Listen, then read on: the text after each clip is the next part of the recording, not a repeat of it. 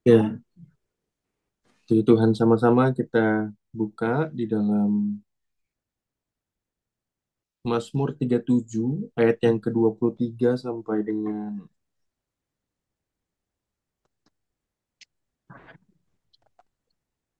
26.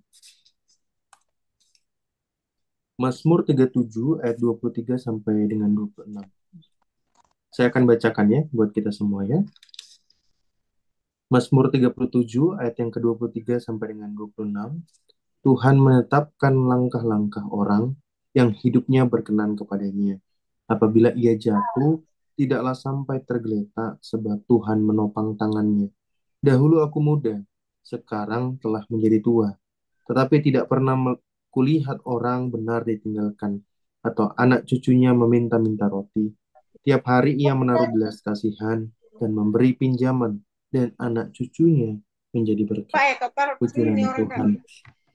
Ini adalah janji Tuhan di dalam kehidupan orang-orang percaya yang hidupnya berkenan. Ya, ada sebuah penyediaan berkat yang berkelimpahan dalam kehidupannya.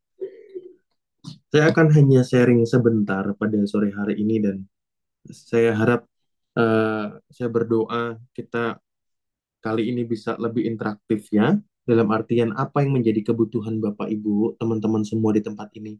Di dalam bisnis dan pekerjaan, kita bisa tanya jawab dan saling mengisi ya. Jadi saya hanya akan sharing sebentar pada sore hari ini. Roh Kudus pimpin demikian.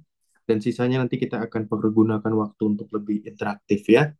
Melihat apa hal-hal yang memang Tuhan sedang kerjakan. Tadi di depan juga saya sempat dengar Ibu Asima masih bingung juga ya mau bangun bisnis apa dan lain sebagainya ya. Dan nanti kita bisa obrolkan lebih lanjut juga terkait dengan hal itu biar Tuhan tolong kita semua di tempat ini. Kita kembali ke dalam Mazmur 37 ya. Tuhan itu menjadi orang percaya itu tidak cukup, Saudara. Menjadi orang Kristen saja itu tidak cukup. Menjadi orang yang berdoa saja itu tidak cukup. Menjadi orang yang membaca Alkitab itu saja tidak cukup. Tapi firman Tuhan bilang di sini berkenan. Hidupnya berkenan kepada Allah. Bicara tentang perkenanan ini adalah bicara tentang sebuah urapan, bicara tentang sebuah keintiman, bicara tentang sebuah kedekatan. Bagaimana seorang Daud yang kehidupannya itu juga banyak sekali melakukan dosa di hadapan Tuhan, tapi tetap Tuhan sebut dia hamba yang berkenan di hadapan Tuhan. Kita tetap bisa melakukan dosa, Bapak Ibu. Hamba-hamba Tuhan bukannya menjadi orang-orang yang sempurna tidak bisa melakukan dosa.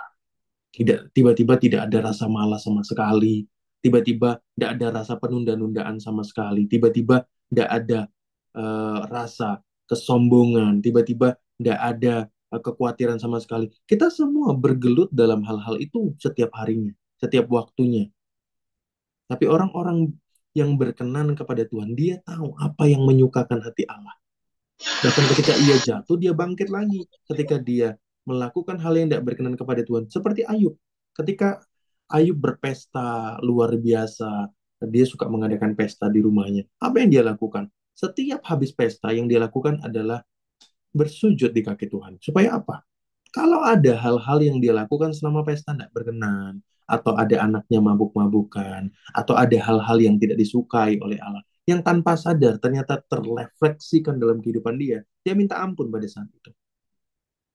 Ayub, setelah dia berpesta, dia suka berpesta, dan setelah dia melakukan pesta, dia sujud di kaki Tuhan, minta ampun sama Tuhan. Kehidupan orang-orang Kristen nggak cuman cukup cuman sekedar baca Alkitab, sekedar ke gereja, sekedar ikut doa, sekedar aktif di dalam pertemuan-pertemuan ibadah. Enggak. Tapi kehidupan orang Kristen harus menjadi kehidupan yang benar-benar berkenan kepada Allah. Bagaimana kehidupan kita dapat berkenan kepada Allah? Kita menyukakan hati Allah. Dan bicara tentang iman tuh tidak cukup cuma sekedar kita tertanam dalam hati kita, tapi harus berbuah kan. Artinya ada sebuah hal-hal yang kita kerjakan yang menyukakan hati Allah, yang mengindahkan Allah, yang menyukakan hati Allah, yang memuliakan Allah dalam seluruh hidup kita. Kalau firman cuma kita dengar, kemudian kita pahami, tapi tidak berbuah dalam kehidupan kita, kita tidak berkenan di hadapan Tuhan. Kalau kehidupan kita cuma tahu tentang kerendahan hati, tapi tidak belajar untuk rendah hati. Kita tahu tentang kesabaran, tapi tidak belajar untuk sabar. Kita tahu tentang eh, tidak boleh sombong, tapi kita hidup dalam kesombongan. Maka kita adalah ciri-ciri orang yang tidak masuk di dalam perkenanan Allah. Dan setiap perkenanan Allah itu bicara tentang sebuah urapan-urapan yang khusus, Bapak Ibu. Urapan perkenanan dan urapan Allah kepada Musa itu berbeda dengan Daud. Urapan dan perkenanan Allah kepada Abraham itu beda. Dan setiap kita ini diperkenan dalam urapannya masing-masing. Ada orang yang diperkenan itu prestasinya Abraham itu apa sih? Prestasinya Abraham tuh cuman berkeluarga menghasilkan anak kan. Musa membelah lautan segala macam. Rasul Paulus menginjil luar biasa. Rasul Petrus ya, 3.000 orang bertobat. Nabi-nabi yang lain, ya, hakim-hakim yang lain. Tuhan pakai luar biasa, memenangkan peperangan, memenangkan kerajaan segala macam. Abraham tuh apa prestasinya? Menghasilkan anak, menghasilkan anak. Ya, Abraham tuh prestasinya itu. Tapi dia disebut orang yang beriman, orang yang berkenan kepada Allah. Nah, buah-buah kehidupan kita tidak bisa bandingkan dengan orang lain. Maka kita juga tidak bisa bilang bahwa saya lebih berkenan dari orang lain. Orang lain tidak lebih berkenan daripada saya. Karena buahnya, oh saya udah bisa berbuah begini, kok dia nggak bisa berbuah begini. Karena semua orang dipanggil dalam buah yang berbeda. Tangkap dulu ini secara roh ya, kalau Bapak Ibu masih belum menangkap benang merahnya. Tuhan itu menuntun setiap orang-orang percaya untuk hidup berkenan kepada Allah. Bukan cuma sekedar hidup percaya kepada Allah. Bukan cuma sekedar hidup beriman kepada Allah. Tapi hidup berkenan kepada Allah. Hidup menyukakan hati Allah. Hidup melakukan perintah-perintah Allah. Hidup selalu dipimpin oleh roh Allah. Itu adalah hidup yang berkenan kepada Allah. Dan ketika kita hidup dalam pimpinan roh Allah, kita tahu bagaimana kita harus berbuah, buah apa yang harus kita buahkan di dalam kehidupan kita, apa yang kita harus hasilkan dalam kehidupan kita. Banyak orang tuh melakukan banyak hal di hadapan Tuhan, tapi tidak menghasilkan apa-apa. Tidak menghasilkan apa-apa. Banyak orang tuh bingung. Dia sudah ikut Tuhan lama, tapi kok hidupnya begini-gini, begini-begini segala macam. Ada banyak kesusahan segala macam. Ada banyak kutuk yang belum selesai. Ada banyak sakit penyakit. Ada banyak kesusahan-kesusahan, kemelaratan-kemelaratan yang nggak selesai-selesai. Dia nggak paham tentang konsep perkenanan ini. Dia nggak paham tentang konsep perkenanan ini. Cuman jadi orang Kristen aja. Cuman jadi orang percaya aja. Tapi nggak lakukan firman Tuhan. Nggak berkenan di hadapan Tuhan. Nggak berkenan di hadapan Tuhan. Allah berkenan menerima kita sebagai anak di dalam kematian Kristus Yesus di atas kayu salib. Tapi tidak cukup sampai situ, Bapak Ibu. Setelah Allah berkenan menerima kita sebagai anak, ada sebuah proses kekudusan yang harus kita lakukan. Ada proses menyenangkan hati Allah yang harus kita lakukan. Itulah yang menyukakan hati Allah. Seorang anak sejati itu tidak mungkin tidak menyukakan hati bapaknya. Seorang hamba sejati tidak mungkin tidak menyukakan hati tuannya. Jadi kalau kita cuma menjadi orang Kristen yang percaya atas penebusan, atas kemenangan, tapi tidak mau bertindak sebagai orang-orang yang telah dimenangkan, maka kita belum orang-orang yang berkenan. Belum orang-orang yang diperkenan sungguh-sungguh sama Tuhan.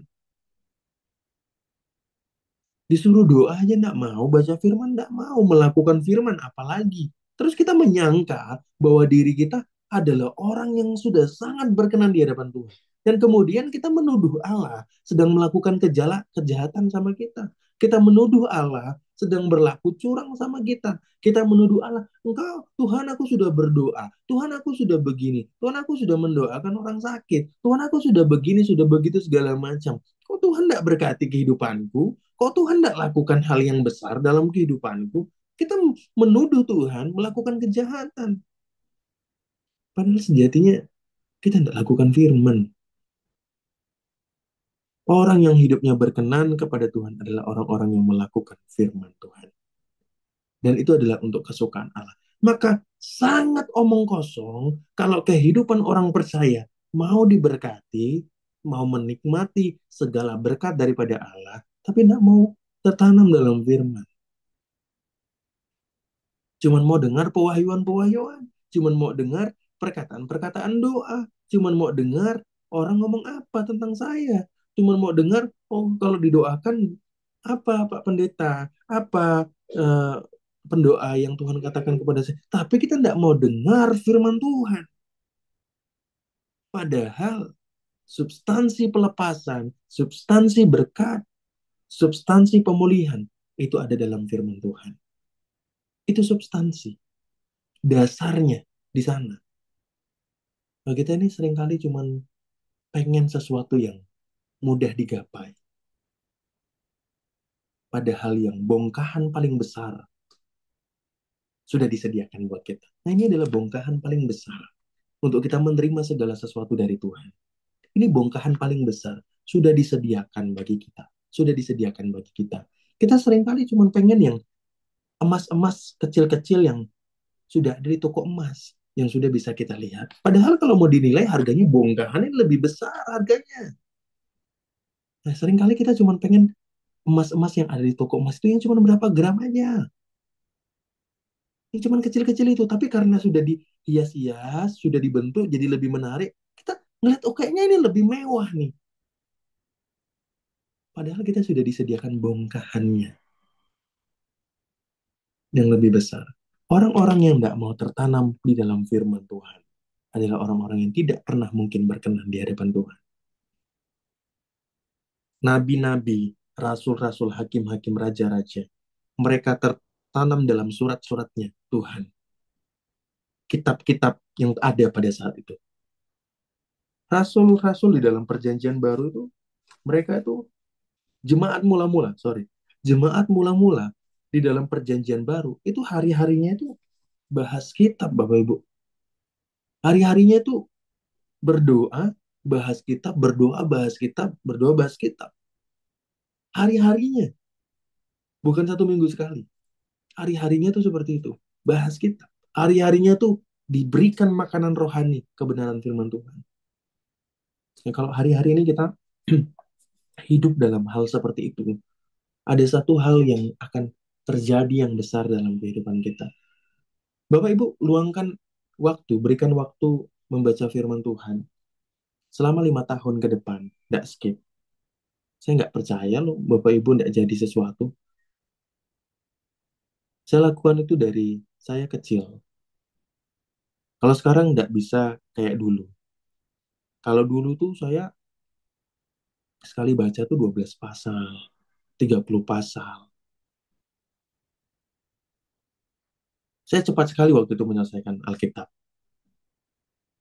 Ketika usia berapa ya, saya kurang ingat juga.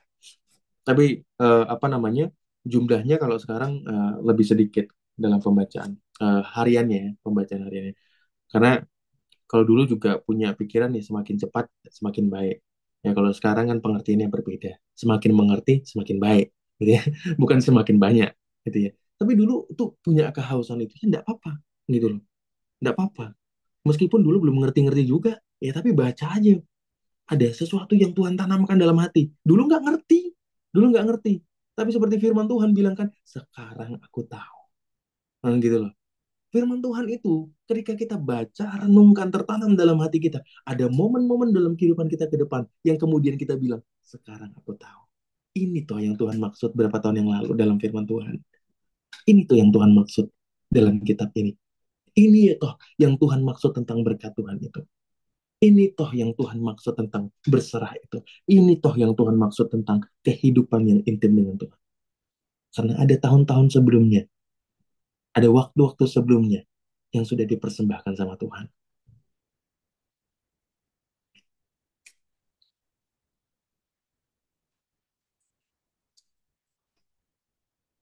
Ada banyak orang datang itu untuk didoakan tuh.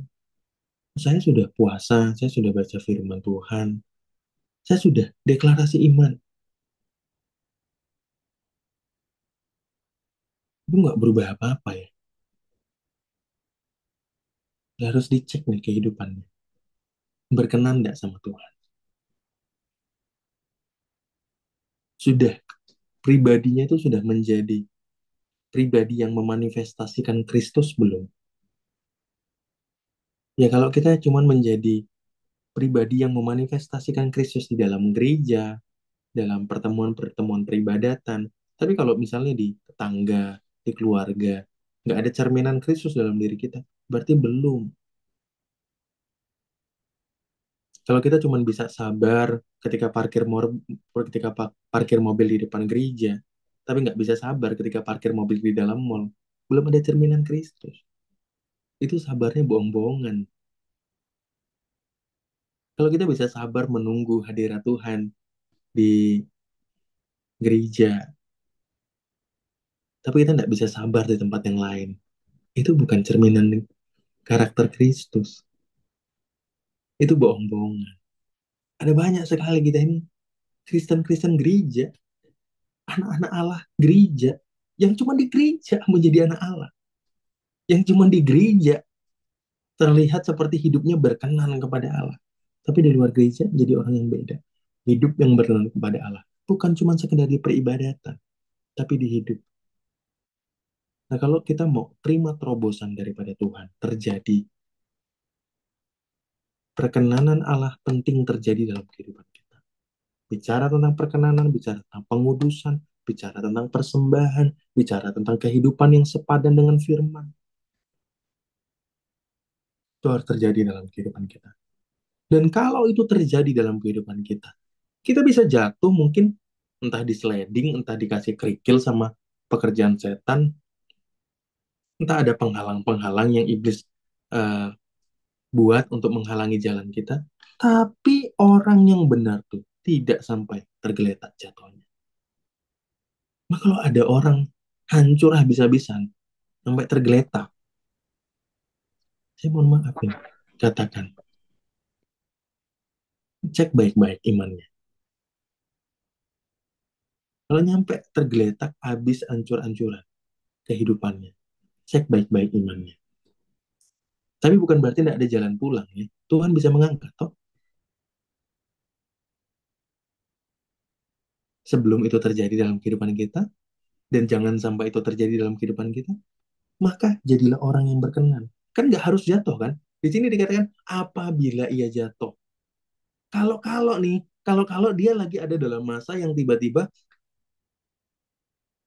kesandung aja, kesandung tiba-tiba melakukan kesalahan yang fatal dan kemudian jatuh. Kesandung tiba-tiba ketika dia berbisnis salah negosiasi, akhirnya jatuh. Kesandung gitu. Dia pada saat itu sedang lagi dalam masa emosi yang nggak stabil karena lagi banyak sih hal-hal yang dia kerjakan, jadi nggak bisa tenang dan berdatang kepada Allah untuk memutuskan sesuatu, tersandung dia akhirnya memutuskan sebuah negosiasi pekerjaan yang nggak baik, akhirnya dia rugi banyak sekali. Jadi ini bukan situasi yang harus, tapi apabila kalau ada masa-masa kita kesandung, ada masa-masa kehidupan kita kemudian jatuh, kalau kita berkenan kepada Tuhan, ditolong sama Tuhan. Ingat cerita tentang Abraham yang kemudian mengatakan bahwa istrinya adalah saudaranya. Loh, yang kena tulah bukan Abraham loh. Padahal Abraham yang bohong. Tapi yang kena tulah itu kerajaannya, yang dimarahin tuh rajanya. Kemudian rajanya datang kepada Abraham. Engkau mau menulahi kami. Engkau berbohong, kau berdusta, ini istrimu. Yang salah siapa? Abraham. Yang berbohong siapa? Abraham. Jatuh nggak itu? Jatuh loh. Jatuh itu. Itu kejatuhan kan bohong. Kejatuhan itu bohong. Tapi tangan Tuhan menopang. Kehidupan orang-orang yang berkenan kepada Tuhan. Bukan hanya sekedar pada level percaya, ya, tapi berkenan kepada Allah. Ada satu masa dalam kehidupan kita. Ada satu masa dalam kehidupan kita apabila kita jatuh. Tidak sampai tergeletak karena tangan Tuhan menolong. Ada belas kasihan Allah, kemurahan Allah terjadi dalam kehidupan kita. Coba flashback kehidupan kita. Ada nggak masa-masa itu terjadi dalam kehidupan kita? Tapi kita sampai hari ini masih bisa happy, masih bisa tertawa, masih bisa rasakan berkat Tuhan, masih bisa rasakan lawatan Tuhan yang besar, bersyukur untuk itu.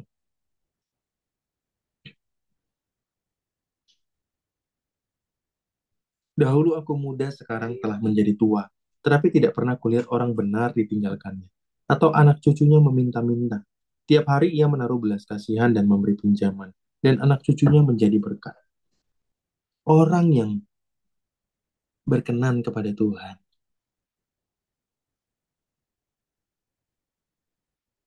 tidak pernah kehidupannya itu ditinggalkan sama Tuhan. Tidak pernah cucunya, anaknya kekurangan. Bahkan ketika dia memberi pinjaman sekalipun, nggak kekurangan. Tetap diberkati sama Tuhan. Saya beberapa kali mengalami fase dalam kehidupan tuh memberikan pinjaman ke orang tuh dengan jumlah yang menurut saya besar. Besar dan kecil kan kadang-kadang berbeda ya masing-masing. Tapi menurut saya besar. Menurut saya besar. Tidak kembali Bapak Ibu. Tidak kembali yang saya pinjamkan itu. Tapi ya tidak apa-apa. Saya serahkan sama Tuhan. Kekurangan nggak saya karena uang itu tidak kembali? Tidak. Kekurangan nggak saya karena orang yang saya beri pinjaman itu tidak mengembalikan sepeser pun? Enggak kekurangan sedikit pun. Sedikit pun. Ya, makin diberkati sama Tuhan.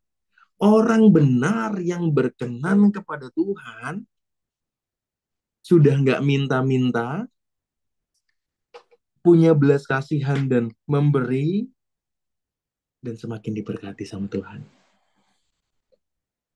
Semakin diberkati sama Tuhan. Jadi Bapak Ibu, percayalah dalam kehidupan kita bahwa ada tangan Allah yang menopang.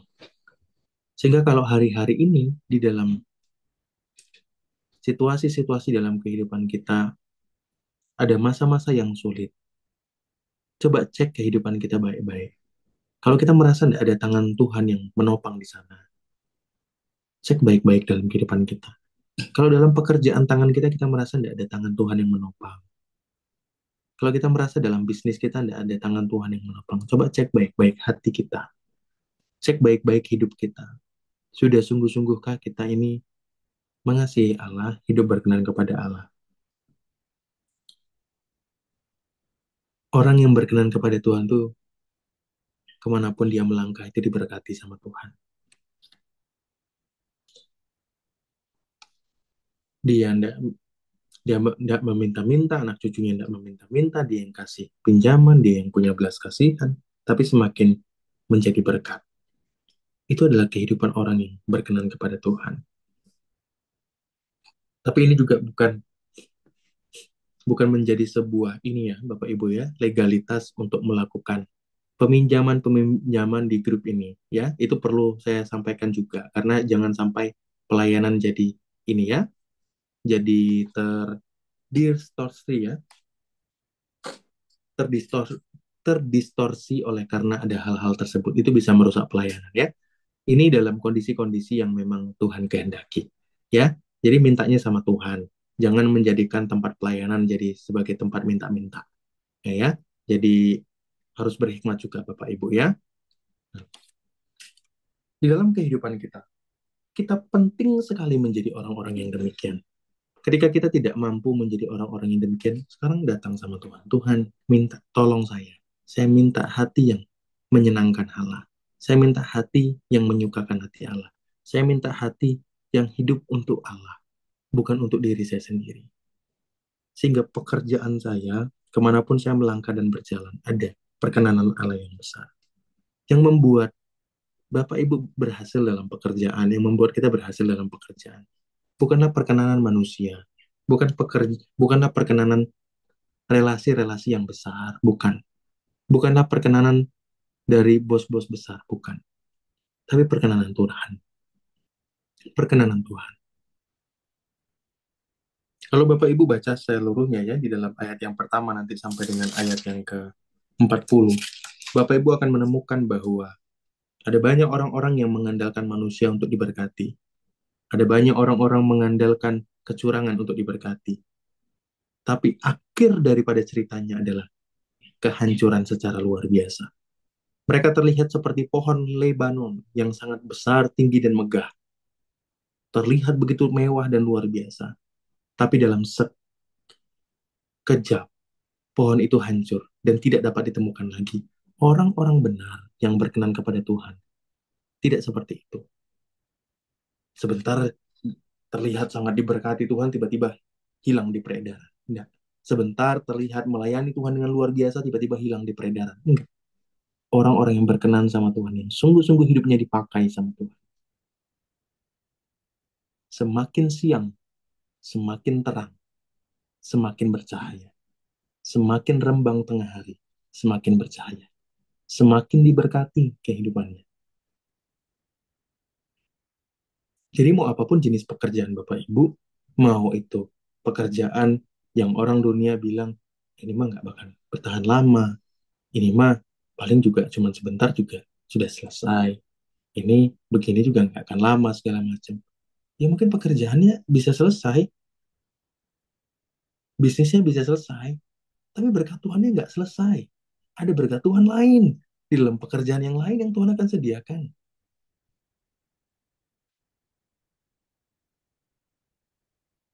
Pekerjaan boleh ganti, bisnisnya boleh ganti, tapi yang ngasih berkat sama. Artinya ketika kita melakukan pekerjaan A, ada misinya Tuhan di sana, dan ketika Tuhan panggil untuk melakukan yang B, ada misinya Tuhan di sana. Dan setiap masa kan ada musanya, dan setiap musa ada misinya.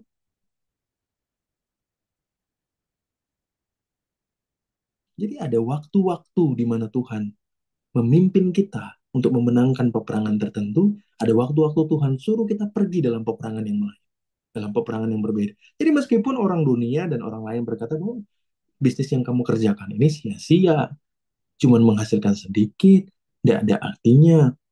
Mendingan ikut bisnis saya aja. Ini bertahan sampai anak cucu kamu segala macam.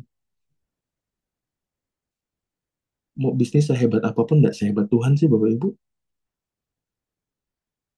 Mau bisnis sehebat apapun sistemnya tidak sehebat Tuhan.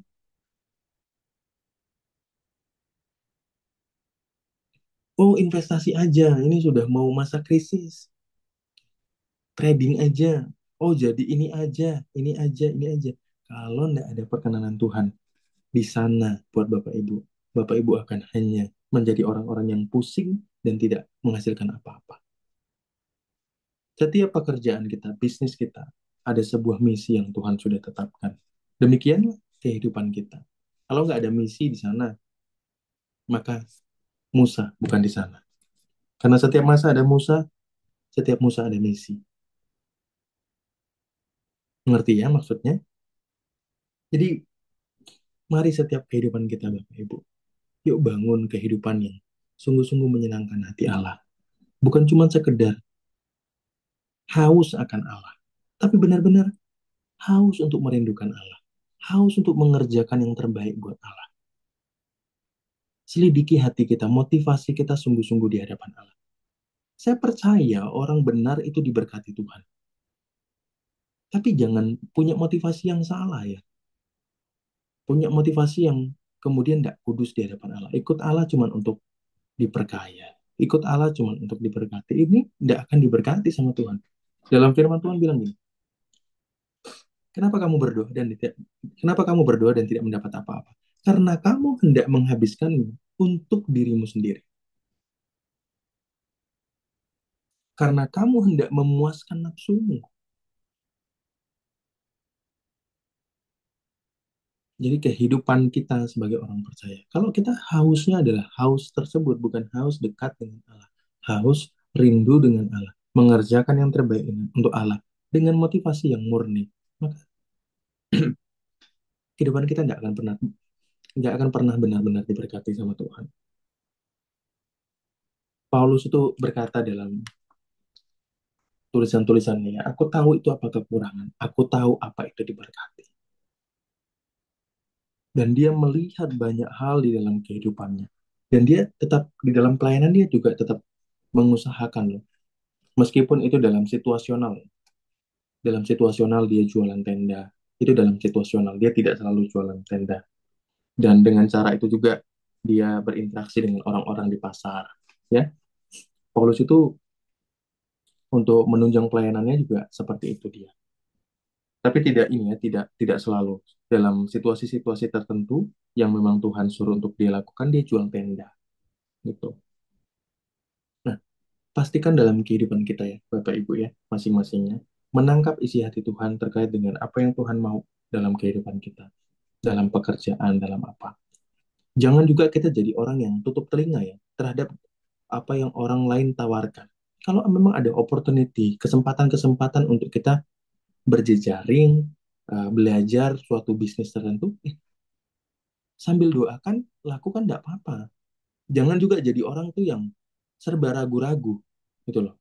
Jangan jadi orang yang sudah ada kesempatan, opportunity-nya bagus, skema bisnisnya bagus, tapi Bapak Ibu jadi orang yang ragu-ragu dan akhirnya jadi semuanya ditolak, semuanya ditolak. Oh, Roh Kudus belum kasih ini sama saya, Roh Kudus belum ini sama saya. Saya doain dulu ya. Ya memang betul harus didoakan. Terus semua ditolak, semua ditolak, semua ditolak. Padahal kita juga tidak mau mengerjakan. Saya tuh belajar Bapak Ibu. Setiap kesempatan yang datang dalam kehidupan saya belajar.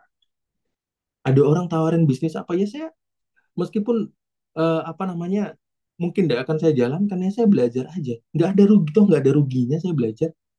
Oh bisnisnya kayak mana, skemanya? Oh gini. Ya udah pelajarin aja. Oh gini gini. Oke oke. Aja doakan dan Roh Kudus kasih peneguhan enggak. Ya sudah gitu loh. Belajar. Pelajarin, pelajarin. Cuman belajar aja, nggak ada salahnya kan belajar.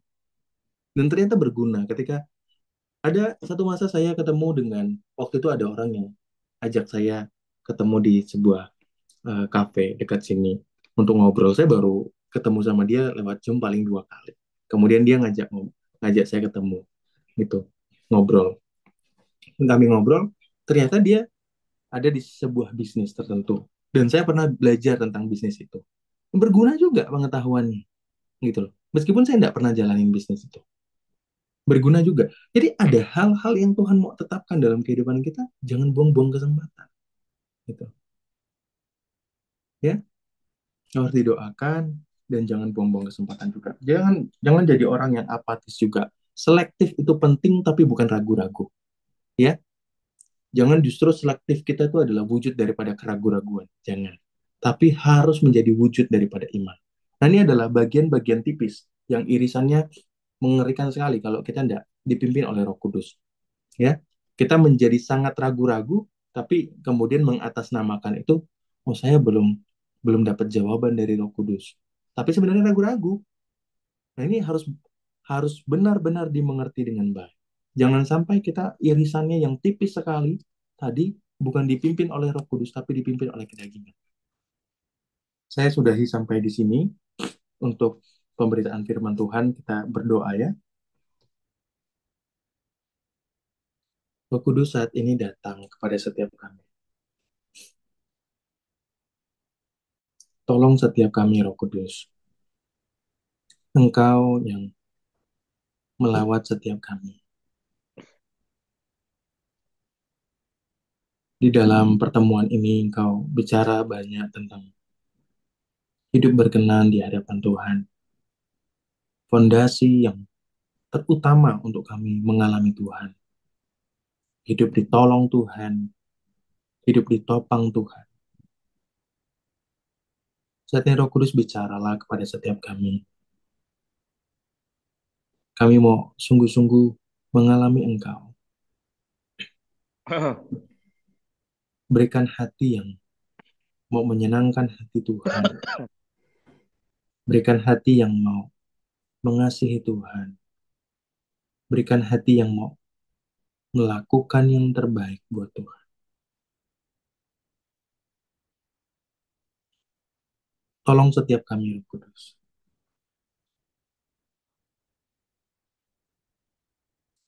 Jamah setiap kami, Roh Kudus.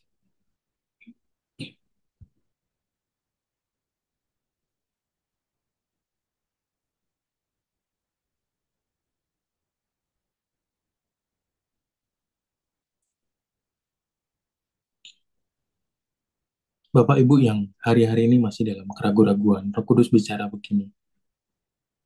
Terkadang Tuhan pimpin kita untuk mendengar, tapi terkadang juga Tuhan pimpin untuk kita berjalan.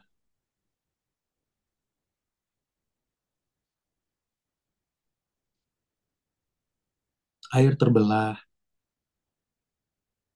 karena Musa berjalan, bukan cuma sekedar mendengar. Jangan sampai kita jadi orang-orang yang penuh dengan keraguan-raguan karena tidak mengerti saat-saat Tuhan memimpin. Pimpinan Tuhan tidak selalu tentang suara Tuhan. Pimpinan Tuhan bisa saja juga mengalir melalui orang-orang di sekitar kita. Pimpinan Tuhan juga bisa mengalir, ada dorongan yang kuat dalam hati kita. Kita harus jadi orang yang peka dengan pimpinan Tuhan. Dia bebas melakukan apapun untuk memimpin kita dengan cara apapun.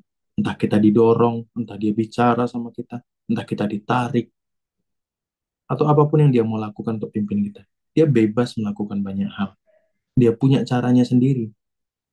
Dan kita harus memahami bagaimana dia memimpin kita. Saat ini di dalam nama Yesus, setiap roh-roh keraguan-raguan aku patahkan di dalam nama Yesus. Semua roh-roh kebimbangan, ketakutan saat ini patah dalam nama Yesus. Roh Kudus saat ini datang dengan penuh kuasa, datang melawat, datang menjamah setiap kami. Tanamkan firman-Mu ini Tuhan, menjadi benih pohon yang berbuah lebat di dalam kehidupan kami.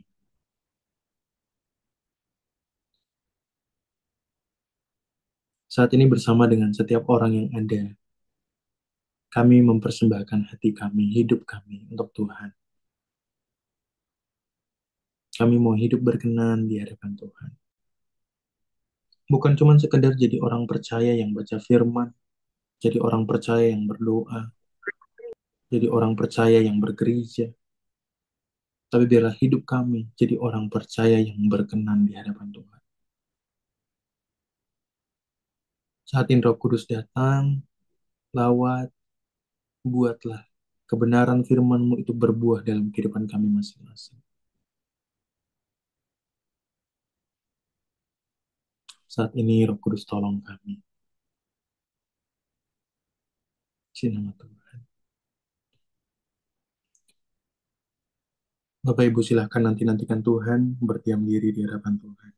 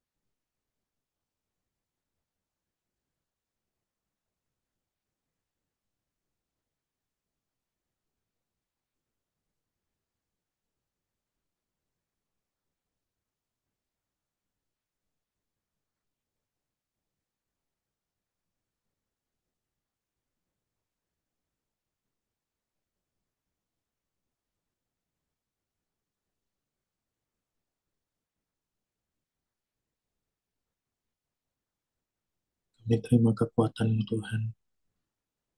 Kami terima lawatan-Mu Tuhan. Kami terima jamahan-Mu Tuhan.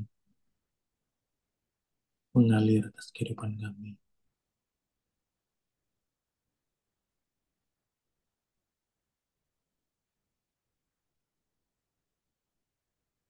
Saat ini datanglah, hembuskan roh-Mu. Setiap kami mengalami kekuatan Allah. Tulang-tulang kami disegarkan. Hati kami disegarkan. Hidup kami disegarkan. Dalam nama Yesus. Makasih Roh Kudus. Puji nama Tuhan. Amin. Ya, puji nama Tuhan.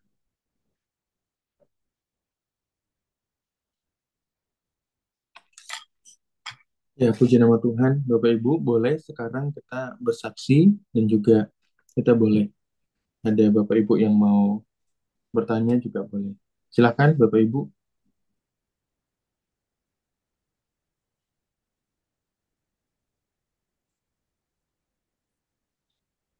Ya, silakan siapa?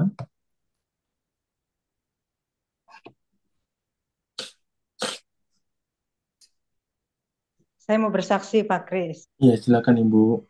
Jadi habis saya pensiun, saya kan merasa uang saya banyak karena kan saya nggak pernah sebelumnya nggak pernah punya uang sebesar itu. Oke. Jadi setiap ada tawaran, mungkin termasuk mungkin Pak Kris tahu karena dulu sebelum COVID, eh, sebelum COVID atau pas kapan itu kan ada investasi bodong itu ya. Oh, ya. Mm, Sampai saya habis ratusan juta, intinya seperti itu uang mm, dari hasil pesangon. mm. Jatuh lagi, jatuh lagi dalam penipuan TikTok, suruh nge-like TikTok, akhirnya ke bawah banyak. Oh, Terus ada lagi main trading saham juga jatuh lagi di situ. Nah, saya pikir kenapa sih Tuhan saya kok jatuh terus dalam penipuan-penipuan seperti itu. Terus saya sempat pernah dibantu doa sama Pak Prapto juga. Dan pernah juga saya katanya ibu ada kerjasama nih, ada bisnis. Ibu hanya meyakinkan seseorang saja katanya gitu. Karena jadi intinya saya mau beli barang katanya gitu. Saya mau beli barang itu iPhone. oke. Nah, jadi intinya pokoknya saya ditipu lah di situ. Oke. Tapi tadi kan Pak Kris bilang, walaupun kita meminjamkan banyak orang dan mungkin nggak kembali, tapi kita nggak pernah kekurangan. Itu saya alami, Pak Kris. Hmm, gitu. Ya, saya yang mau saya saksikan, saya habis ratusan juta, tapi Tuhan tetap jaga pelihara saya. Bahkan akhirnya saya bisa membangun kos kayak Hmm, gitu. Dan saya juga diberkati di dalam pekerjaan, dua pekerjaan setelah saya pensiun itu yaitu di agen properti dan asuransi Indolife. hmm. Aja Pak Kris yang mau saya saksikan. Terima Ya, kasih. puji nama Tuhan, puji Tuhan. Ya, terima kasih Bu. Biasanya orang kalau dari apa namanya? Dari bank memang ke asuransi sih biasanya. Ya, benar kan ya Bu ya. Saya banyak teman soalnya yang dari bank tuh saya banyak Saya kenalan dari terjun, bank ke asuransi. saya terjun bebas karena kan saya bukan dari marketing waktu di BCA. Saya Hmm. bagian Oh, operasional. Nah, Tuhan bisa menempatkan saya di bisa ditempatkan saya di marketing kayak gitu loh. hmm. Jadi berlawanan. Seperti di kantor aja antara operasional sama marketing itu berlawanan Pak Kris. Kalau di marketing enggak apa-apa, ayo ayo ayo ikut. Tapi setelah sampai di operasional kan ada syarat-syarat yang harus dipenuhi dulu enggak? Ya udah, pasti kamu bisa ini. Kalau marketing kan selalu begitu. Hmm. Nah, Iya. itu akhirnya jadi bertentangan antara marketing sama operasional. Hmm. Kalau marketing cenderung menggampangkan kayak gitu loh. Yang Iya. penting dia jadi nasabah, yang penting dia bisa ini, bisa itu kayak gitu. Tapi di operasional kan ada syarat-syarat yang harus dipenuhi, formulir-formulir yang harus ditandatangani, kan kayak gitu. Enggak asal dia ikut, misalnya dia ikut ORI misalnya, kan nggak cuma itu. Pada waktu di awal kan dia ada formulir yang harus diisi kayak gitu. Tanda tangan di atas materai itu kan sepertinya ribet karena kan pertanyaannya banyak banget kayak gitu, jelimet Hmm. dan membosankan. Bagi yang nggak suka ribet kayak gitu. Itu aja sih Pak Kris, makasih. Hmm. Jadi sekarang gimana situasi untuk masalah penipuan-penipuan itu? Apakah itu sudah berakhir atau belum? Masih di mute Ibu. Sudah berakhir Pak Kris, tapi penipuan itu masih masih terus apa ya datang sama saya, tapi saya delete kan lewatnya Telegram. Begitu ini ada tawaran nih menempatkan uang sekian akan dapat sekian, menempatkan uang sekian akan paket A, paket B, paket C kayak gitu. Semakin tinggi kita menempatkan dana, kita akan dapat dana lebih banyak. Nah, ternyata sebetulnya mereka yang menjawab itu, oh iya terima kasih sudah masuk ke rekening. Bisa saja itu temannya dia, Pak. Iya, Kayak memang gitu. kalau yang seperti itu biasanya buat Ibu. Ya, memang jadi harus hati-hati ya untuk yang seperti itu kalau di WA atau Telegram Bapak Ibu suka dapat yang seperti itu ya, nge-like-in TikTok lah, nge-like-in Shopee lah, nge-like-in Tokopedia dan lain sebagainya, tapi nanti bayar dulu, nanti dikembalikan gitu ya. Iya, Tapi betul. kemudian kalau mau lebih besar gitu ya, biasanya top up lebih besar lagi, kemudian Iya, dikembalikan. betul. Saya tahu bukan karena saya pernah ngalamin ya, eh, di TikTok banyak sudah penjelasannya tentang itu, gitu ya. Jadi Bapak Ibu harus hati-hati terhadap hal itu. Jangan sampai ada kerugian-kerugian seperti itu terjadi oleh karena hal-hal yang seperti itu ya. Kita doa ya buat Ibu Susiani ya. Tuhan tuh bukakan begini Ibu. Ini Ibu doakan ya dalam hati Ibu.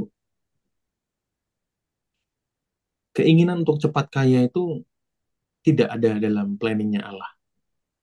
Keinginan untuk kaya itu boleh-boleh saja ya. Tapi cepat kaya. Nah ini yang jadi masalah dalam kehidupan kita. Sebentar saya cari ayatnya ya.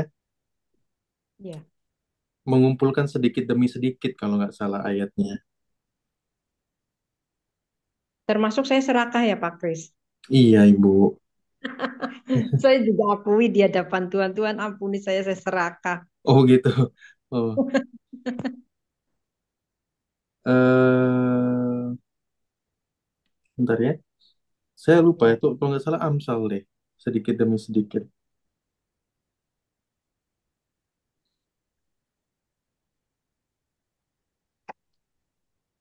Amsal Ah iya. 13 Pak Kris. Iya betul. Terima kasih Ibu.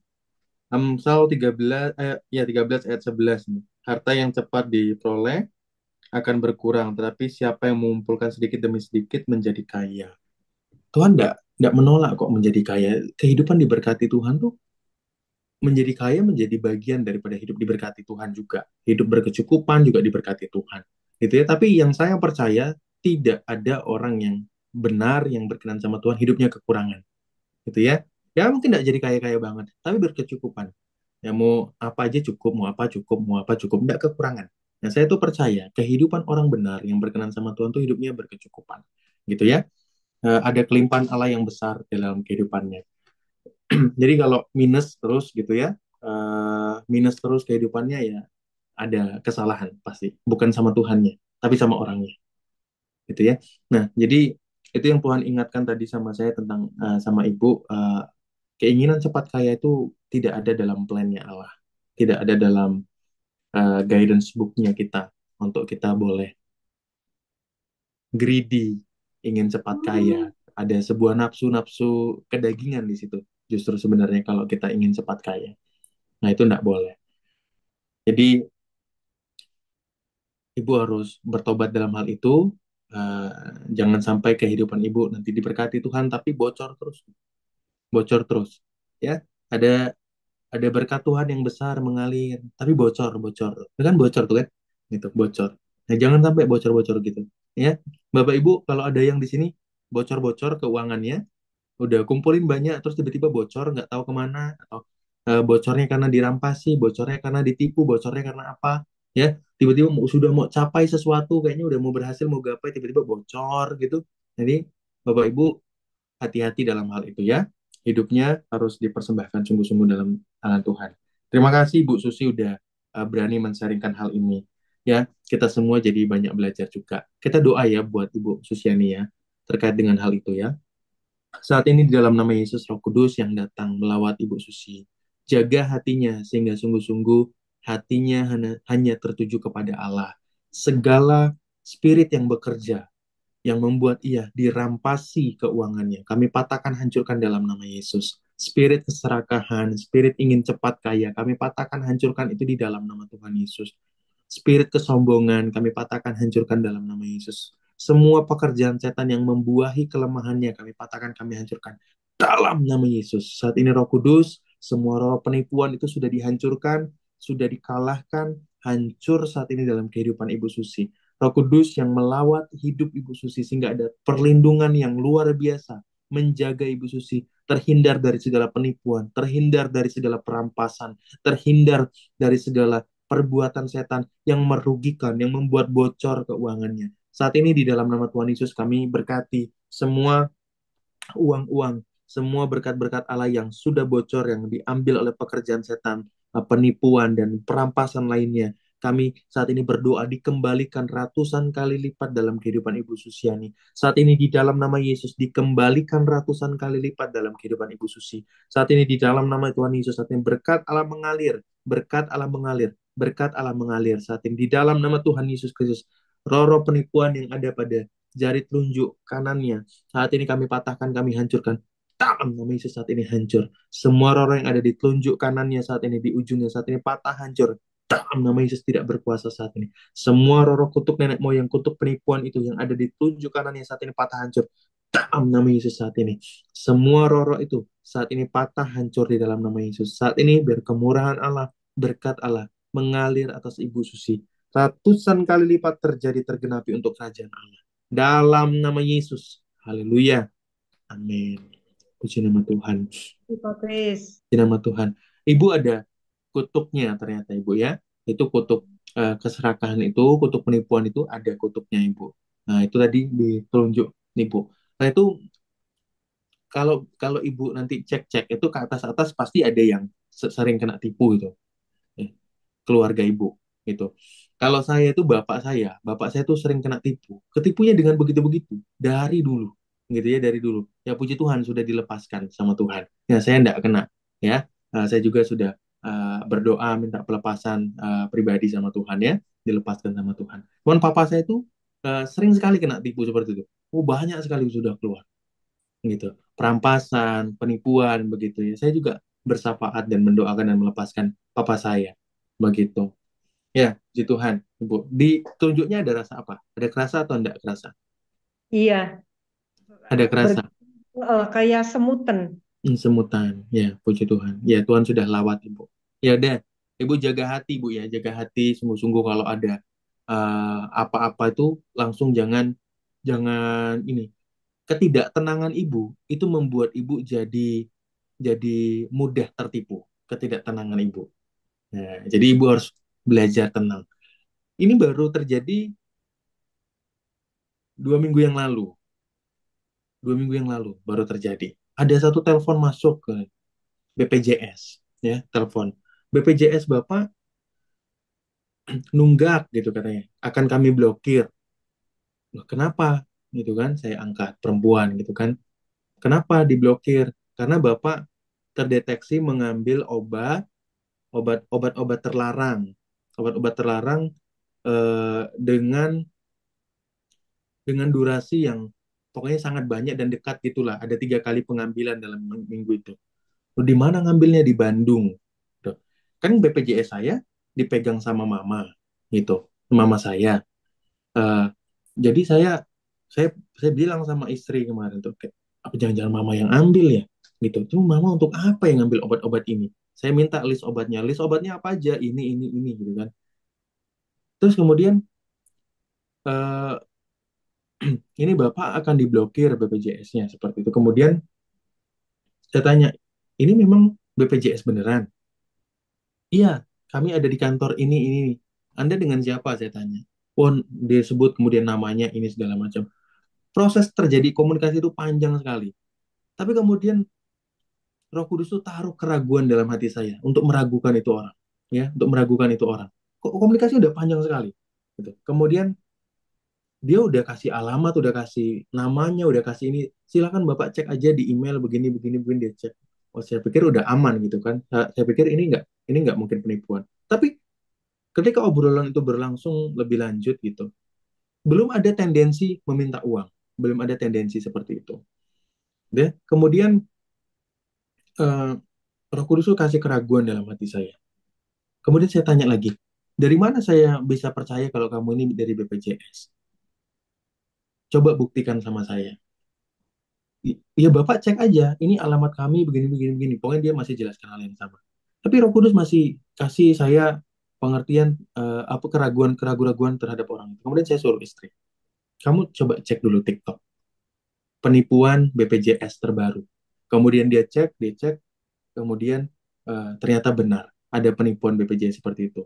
Dan apa namanya nanti ujung-ujungnya adalah dia bilang dia akan apa namanya mau lapor polisi lah apa segala macam dan akhirnya nanti minta uang. Jadi ada penipuan sekarang terbaru lewat BPJS Bapak Ibu. Nah itu saya belajar itu tenang itu. Saya pada saat itu enggak gerusa-gerusu, enggak ini ya karena memang apa namanya nggak ada yang digerusa-gerusuin juga. Jadi tapi saya waktu itu sudah ikut alur obrolan dia. Omongan dia itu udah panjang lebar. Saya sudah yakin, oh iya oke. Ya sudahlah kalau memang perlu dibayar, dibayar begitu kan. Paling nunggak gitu orang. Karena yang bayar BPJS saya itu kebetulan orang tua. Gitu. Kenapa saya nggak pegang karena BPJS-nya yang bayar orang tua. Saya nggak pernah pakai BPJS soalnya. Jadi karena itu kalau PNS kan biasanya anaknya dapat BPJS gitu kan. Ya, jadi karena mama saya itu PNS, jadi ada BPJS dari pemerintah gitu. Dan setelah beliau pensiun masih tetap beliau bayarin kayak gitulah. Saya kurang ngerti sistemnya gimana. Makanya jadinya seperti itu. Nah, makanya saya sudah ikut nih alur obrolannya sampai kemana gitu. Tapi kemudian Roh Kudus kasih keraguan-raguan. Dan beneran banyak orang yang ketipu di situ. Nanti dimintain uang lah segala macam. Nah jadi eh, buat kita semua juga tempat ini ya, bukan cuma Ibu Susi, karena penipuan lewat online tuh banyak sekali. Harus tenang hatinya. Nanti Roh Kudus akan kasih pengertian-pengertian untuk menolong kita supaya terhindar dari itu. Kalau kita hatinya gerusa-gerusu, wah sangat mudah sekali ditipu. Gitu. Hatinya harus tenang. Gitu. Ya, sekalian saya kesaksian karena relate dengan Ibu Susi tadi. Ya, ya ada lagi Bapak Ibu. Ya, Pak Tumpal, silahkan. Halo Pak, Salam. saya mau bersaksi Pak. Ya. Ah, selama berapa minggu ini saya agak galau gitu Pak, Hmm. karena kondisi keluarga sama keuangan Pak. Jadi di dalam kegagalan saya itu saya cari kesibukan lah. Jadi pas pilkada ini sampai baju apanya saya pakein masih banyak nih di Medan Pak. Gubernur sama wali kota. Jadi saya sebagai saksi nomor satu. Jadi saya dijanjikan dibayar 2,5 gitu. Cuma saking saya nggak punya duit Pak ya, kayak sisa tabungan gitu yang bulan ini habis gitu, saya agak nakal Pak. Hmm. Saya mainkan dua-dua ini. Hmm. Gubernur, gubernur 1 2 gitu. Cuma yang saya cocok nomor nomor nomor 2, yang nomor satu, yang karena saksinya saya itu Pak, dengan gubernur Pak Edi itu. Jadi yang nomor 2 apanya saya cucu itu apanya si Bobby. Karena saya udah banyak makan duit mereka, terutama nomor nomor 2 itu Pak Edi. Jadi singkat cerita saya sebagai saksi tanggal 27 kemarin bangun pagi saya di jam 3 udah saya bangun Pak saat teduh Sampai saya tidur nggak tidur Pak itu. Tidur ayam. Jadi saya bangun, cuma badan saya nggak enak Pak. Hujan terus itu kan Pak. Seluruh Indonesia nggak tahu seluruh kota Indonesia atau Sumatera Utara. Kayak banjir kota Medan itu Pak. Ibu Asima Hmm. tahu itu Pak itu. Sama Ibu Ibu Krista gitu. Jadi sampailah di sana saya terlambat jam 7 pagi. Ya udah saya apa? Duduk di situ. Suasana sudah apa? Masih suasana hujan, becek gitu kan. Jadi teman saya saksi marga marga apa itu orang Sitorus. Saya sebagai saksi lagi gubernur kan. Singkat cerita, cuma saya saya menyucu untuk apa saya pilihan saya harus jalan kaki lagi Pak ke seberang Jalan Jati Dua ini yang sebelah jalan saya Jalan Cemara. Hujan lagi pakai payung kan. Nah, saya sebelum jalan kaki saya sampai 10 menit balik lagi. Cuma perut saya nggak enak Pak. Aduh, mana ini? Tapi untungnya rumah dekat gitu hanya jarak kira-kira 100 meter lebih. Saya BAB balik lagi makan. Cuma saya nggak sejahtera gitu. Saya habis dibully situ Pak. Sampai dibully, adik saya juga dibully. Saya mau marah gimana? Waduh, udah badan gak enak, dibully lagi. Belum lagi asap rokok, Pak. Aduh, gimana ini? Singkat cerita sampai sore lah, betul kan? Jam 6 gitu. Nanti terlambat itu. Karena yang DPT-nya 500 sekian, 528, yang datang nyucu hanya 150. Cuma kok selesainya sampai jam 6 gitu. Lambat kali nih orang PP bahasanya nih. Jadi ya udah saya minta apanya C1 yang asli, saya pergi sama kawan naik becaknya ke Pak Jack gitu. Pokoknya belum cair, Pak. Tunggulah dulu, ya udah saya tunggu sejam udah capek ini minum kopi lah kan. Jadi saya SMS nanti saya hubungi katanya ya udah pokoknya besok besok pagi lah besok siang lah cair. Jadi tapi sorenya saya ambil kira-kira 150.000. Sisanya sudah dibayar kemarin 100.000. Jadi sebelumnya saya sudah ambil duit Pak. Apa? Sebagai nggak tahu ini sebagai pendeta dari pihak pihak pihak Edi sama Bobi juga. Jadi saya agak nakal gitu saya ambil dua karena saya butuh duit. Tapi sebenarnya gitunya semua Pak. Pendeta-pendeta di Kota Medan. Masalah pilihan nanti lah itu menurut hati nurani. Nggak tahu di seluruh Indonesia ya. Jadi singkat cerita kesaksian saya ini Ibu Susi itu hampir sama Pak. Saya pernah juga ditipu karena pernah saya cerita. Saya rakus, pengen cepat kaya, kayak kasih modal sama kau ibu-ibu apa, ibu-ibu janda, burung manurung, sampai sekarang nggak dibalikin. Padahal itu uang pernikahan saya itu Pak. Aduh, sekira 40-an gitu. Belum lagi yang lain teman lama, teman sekolah, teman gereja, sekolah minggu. Jadi, aduh, kok kayak gini Tuhan. Jadi sampai stres saya mikir itu Pak. Saya sudah ngampuni tapi kok terngiang-ngiang gitu. Kadang-kadang saya marah apa gitu. Belum lagi saya harus menanggung biaya operasional listrik air pakai tabunganku sampai bulan ini ya habis gitu. Nggak tahu bulan depan. Jadi di situ saya berarti berjanji, Tuhan, aku nggak mau lagi nakal kayak gini. Ikut-ikut pilkada sampai saya sebagai hamba Tuhan menjual harga diri saya hanya duit receh-receh gitu. Padahal kalau kita cari Tuhan, udah banyak kesaksian, lebih dari situ bisa diberikan gitu. Nah, itulah kedagingan kesombongan saya semuanya. Itu aja, terima kasih Pak, Bapak Ibu. Iya, sama-sama. Terus endingnya mau gimana? Mau bertobat atau mau kayak gitu terus? Ya bertobat lah Pak. Sampai saya flu ini Pak, udah hampir seminggu ya. Flu di serangan balik nggak tahu lah. Flu saya nih Pak.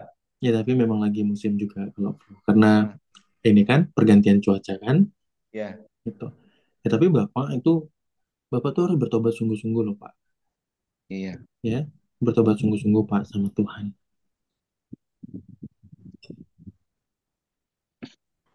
Pertobatan tuh bukan cuma mengerti saya salah. Pertobatan tuh adalah saya mengerti saya salah dan saya datang kepada Tuhan dan berubah. Itu pertobatan. Gitu. Kalau kita cuma mengerti bahwa kita salah, namun kita tidak mau datang sama Tuhan untuk berubah, ya itu bukan pertobatan namanya. Terkait dengan Bapak tadi bilang, saya sudah mengampuni tapi kok masih ingat-ingat, masih marah, masih apa. Belum mengampuni, Pak. Mengampuni itu adalah momennya kita tidak bisa lupa, rasanya tapi lupa. Sederhana, cuma seperti itu aja. Mengampuni itu momennya kita tidak bisa lupa, ya, tapi rasanya pasti lupa. Rasa sakitnya lupa, rasa dikhianatinya lupa. Itu mengampuni. Jadi kalau kita bilang kita mengampuni tapi ingat-ingat wajahnya kita masih sakit hati, belum mengampuni. Ingat-ingat wajahnya masih marah, belum mengampuni. Itu mengampuni. Emang bisa seperti itu? Oh, bisa. Orang yang tidak beriman aja yang bilang tidak bisa. Bisa. Ya. Dan jangan jangan jangan berhenti hanya pada satu kesimpulan bahwa orang lain mengalami. Loh ya harus Bapak juga mengalami loh. Kan itu disediakan buat Bapak juga. Ya, Kesaksian-kesaksian orang mengalami berkat Tuhan, mengalami jamahan Tuhan. Itu kan bukan bukan sekedar untuk orang lain, tapi itu semua disediakan bagi kita. Ya kan Tuhan mati di atas kayu salib bagi saya, bagi Bapak, bagi semua ibu di tempat ini juga teman-teman, bapak-bapak di tempat ini semua. Bagi kita semua. Apa yang dia sediakan bagi kita semua. Jadi jangan berhenti pada satu kesimpulan hanya melihat orang-orang lain diberkati. Loh, saya juga bisa. Kalau orang lain ditolong, saya juga. Ya, kalau orang lain diberkati, dilawat, saya juga. Yang membedakan apa? Respon kehidupannya. Nah, kalau kehidupan kita tidak berkenan sama Tuhan, bisa nggak ditopang sama Tuhan? Bisa nggak Tuhan memimpin kehidupannya? Jadi Bapak harus bertobat sungguh-sungguh sama Tuhan ya. ya Pak. Jadi kalau Bapak bilang semua pendeta di sana melakukan itu, ya Bapak tidak perlu juga ikut-ikutan seperti itu kan. Gitu loh. Tidak perlu. Berdoalah, Bapak berdoa sama Tuhan, minta tuntunan Tuhan, apa yang perlu Bapak kerjakan. Ya, kalau Bapak Tuhan pimpin Bapak untuk suruh ini mengamen, ya tidak apa-apa. Ya saya juga dulu mengamen kok. Ya memang usia kita berbeda sih. Tapi ya setiap orang ada tuntunannya masing-masing. Kalau Tuhan suruh mengamen untuk mencukupi kebutuhan hidup pada saat itu ya tidak apa-apa. Jangan malu. Jangan cuma mau kerja kantoran pakai dasi, pakai kemeja rapi, ya kan? Jadi harus didoakan sungguh-sungguh. Kalau Bapak memang apa namanya hari-hari ini tidak ada pekerjaan, tidak ada penghasilan, ya Bapak harus berdoa sungguh-sungguh sama Tuhan. Apa Tuhan tuntun Bapak untuk melayani saja atau bagaimana? Kalau Tuhan tuntun Bapak untuk melayani saja, Bapak harus bergabung dalam gereja berarti. Gitu kan? Bapak harus ada di dalam satu naungan gereja, menjadi pelayan di situ.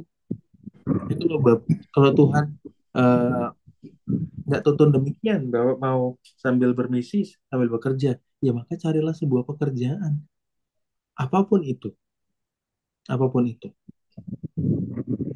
Saya waktu itu berdoa sama Tuhan, Tuhan saya enggak, saya mau melayani Tuhan tapi saya enggak mau.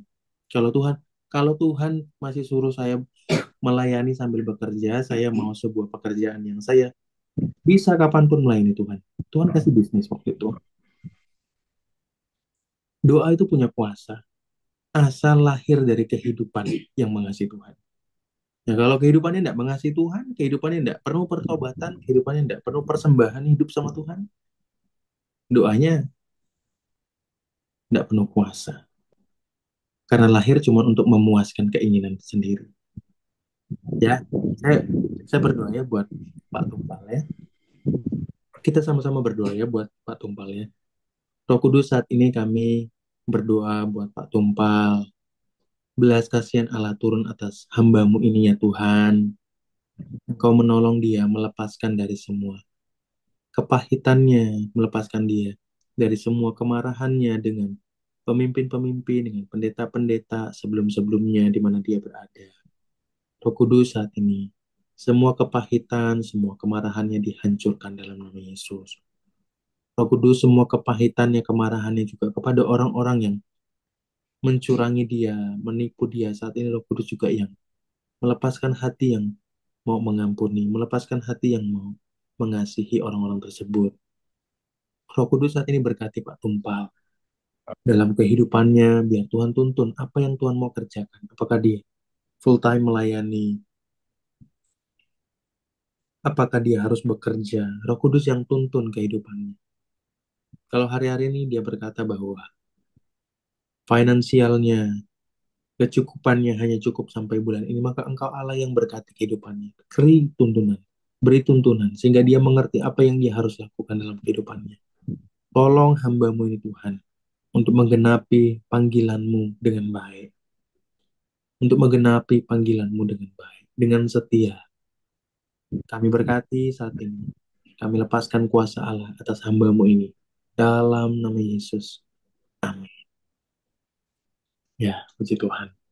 Makasih, Pak. Ya, sama-sama Pak. Tuhan berkati Pak ya. Ya, Bapak makasih.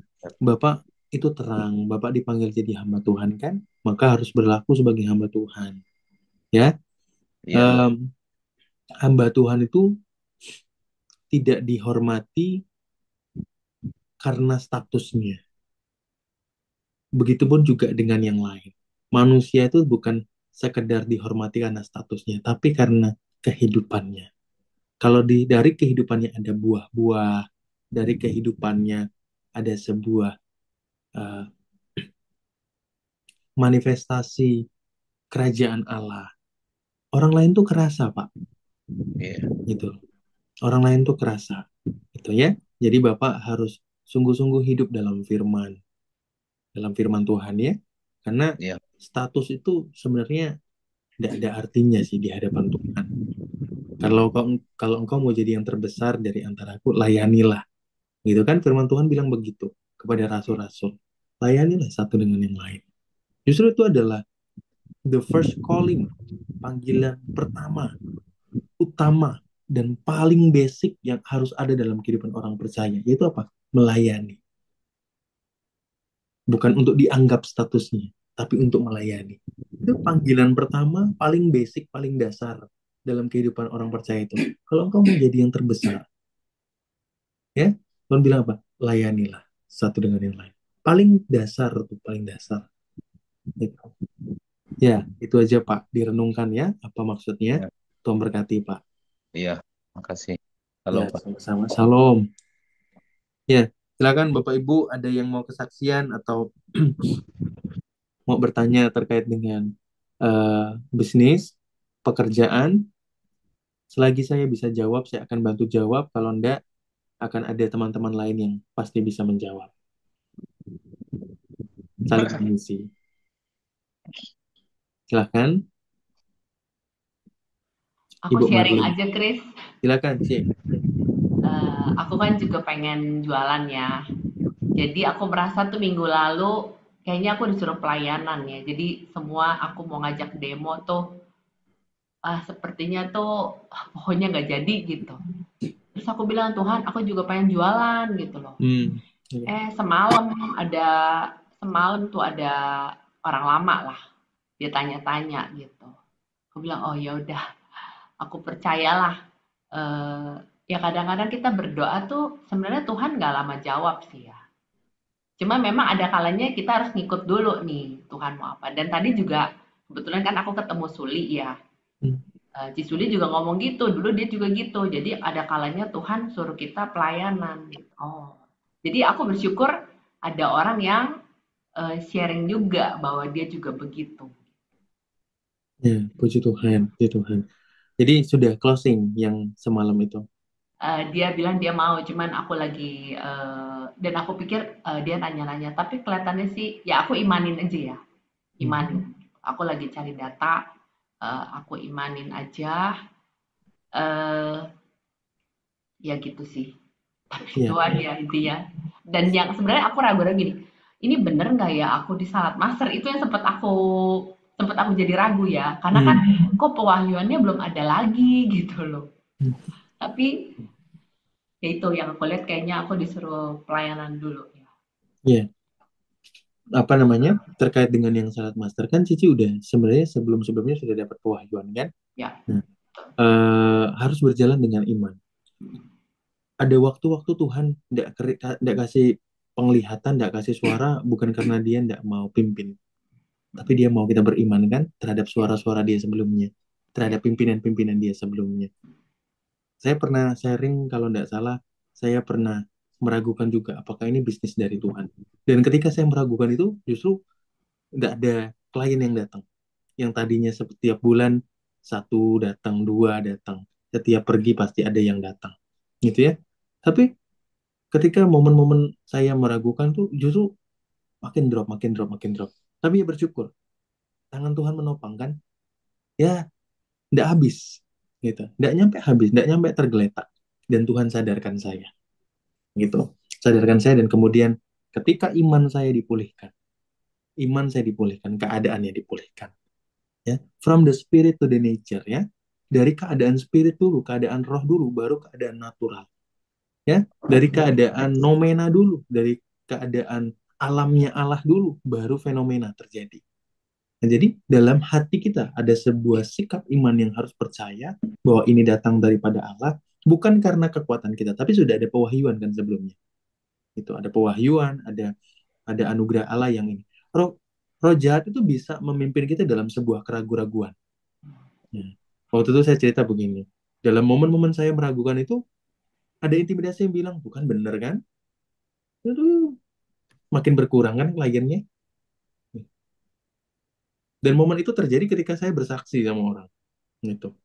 Bersaksi sama orang kalau saya itu dipimpin dalam pekerjaan yang seperti ini.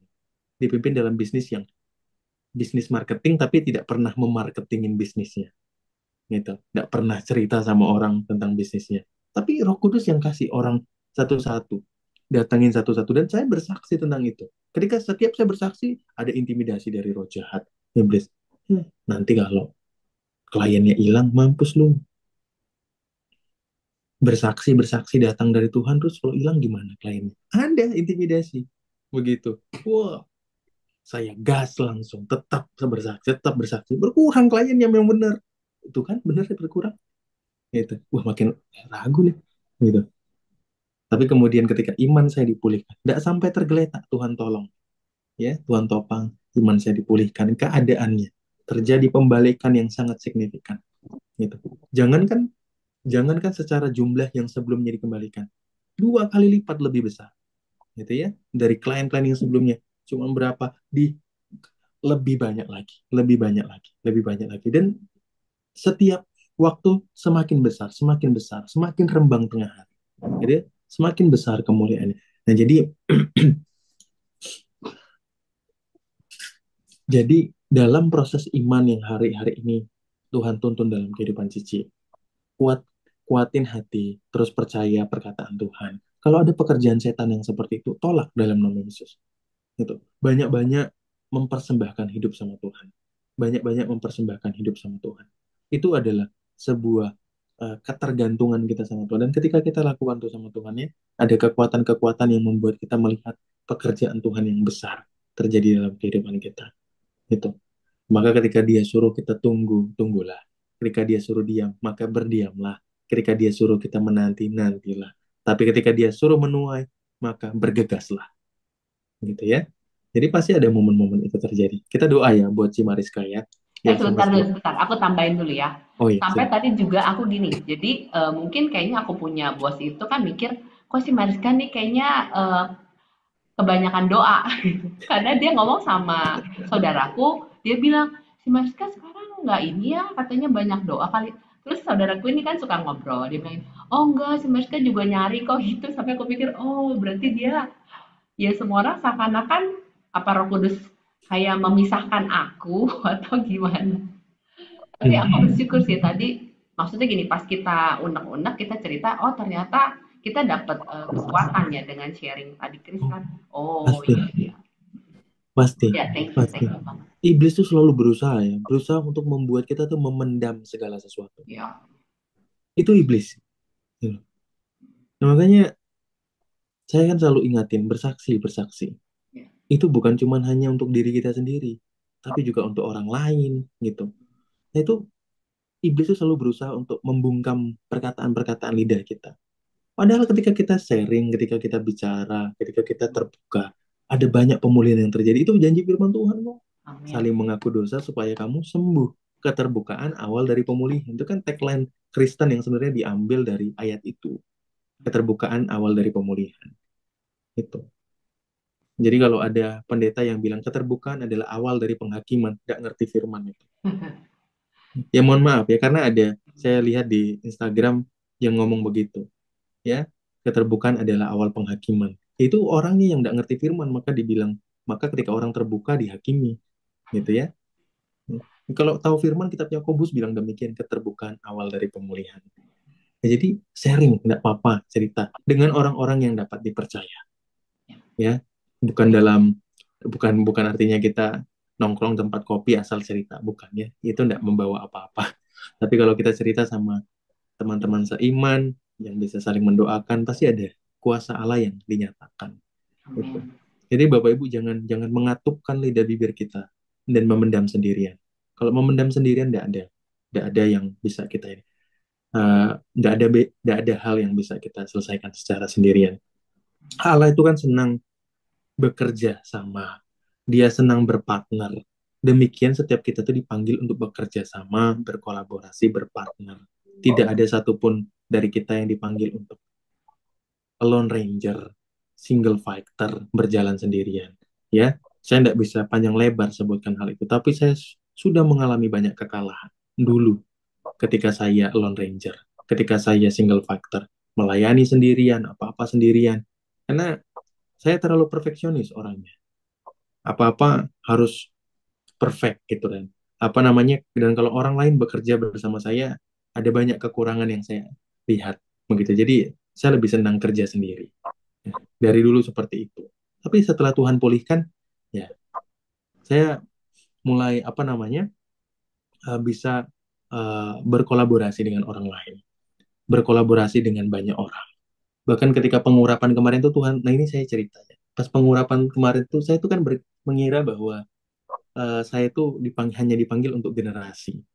Ketika Cimariska kemudian meminta untuk melayani di sini, saya juga sebenarnya bergumul. Tuhan ini kan senior semua, gitu ya.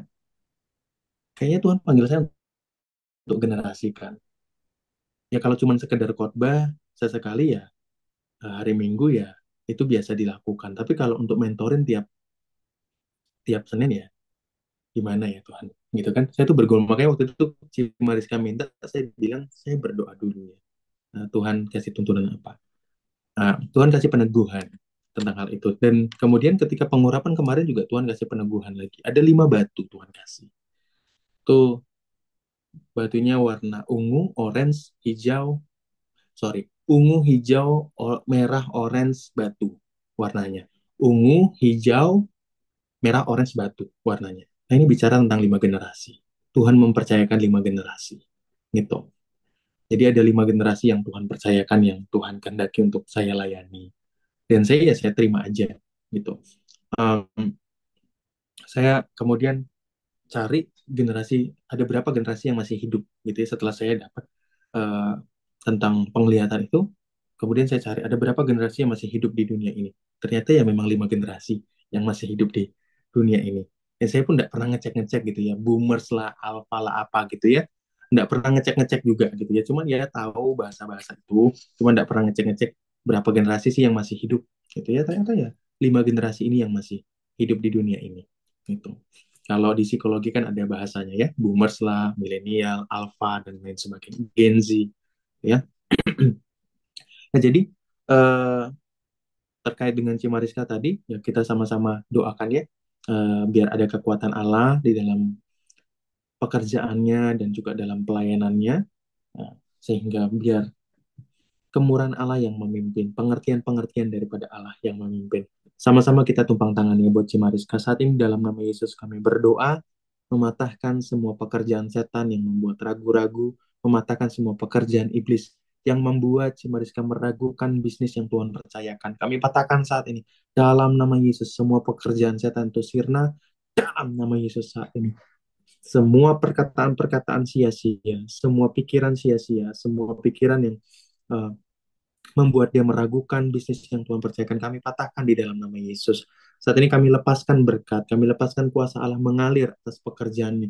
Ada closing-closing yang besar, ada orderan-orderan yang besar, ada customer-customer yang berdatangan, ditarik oleh Roh Kudus sendiri berdatangan di dalam bisnisnya. Saat ini Roh Kudus datanglah, Roh Kudus datanglah, Roh Kudus lawat.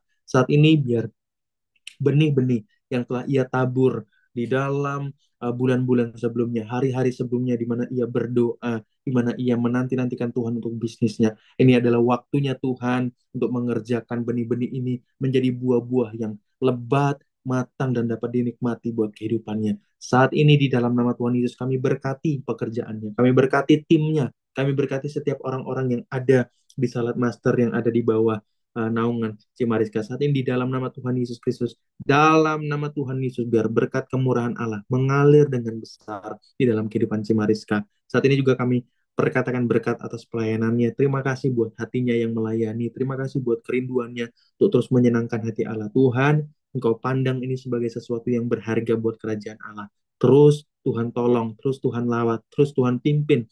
Biar kiranya kemurahan Allah membuat Cimariska terus mengalami sinar kemuliaan Allah, sinar Sion yang terus semakin hari, semakin siang, semakin rembang tengah hari, semakin bercahaya. Berkat-berkat Allah mengalir dalam kehidupannya, dalam pelayanannya. Dalam nama Tuhan Yesus kami berkati saat ini. Haleluya. Amin. Puji nama Tuhan. Ya, memberkati Ci. Ya, Ya. thank you. Silakan Bu Marlin.